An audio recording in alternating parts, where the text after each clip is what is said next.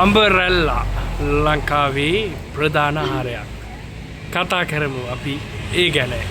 සුබම සුබ දවසක් භූමියේ 24 පැය නාලිකාවත් එක්ක එකතු වෙලා ඉන්න දෙස් විදෙස් ඔබ සියලුම දෙනාට. ඉතින් බලන්න ඔයාලා මේ දකින්නේ සුන්දර මනරම් අම්බරෙල්ලා ශාකයේ ගෙඩි පිරී තිබෙන ශාකයක්.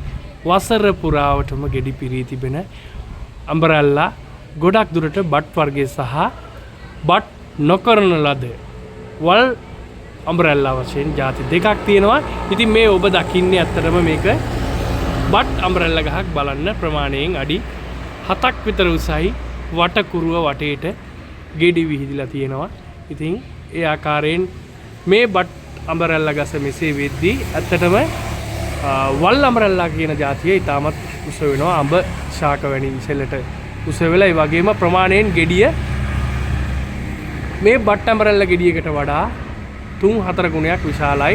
ඉතින් අමුයෙන් කනවා නම් ඒ අම්බරෙල්ලා තමයි රසම. සාමාන්‍යයෙන් මේ ඔබ දකින්නේ තාරපාරේ පොළේ ගහලා කන්න පුළුවන් ලස්සන රස අම්බරෙල්ලා එකක් තමයි වල් අම්බරෙල්ලා කියන්නේ. ඒ වගේම බට් අම්බරෙල්ලා එකත් ඒ වගේම රසයි.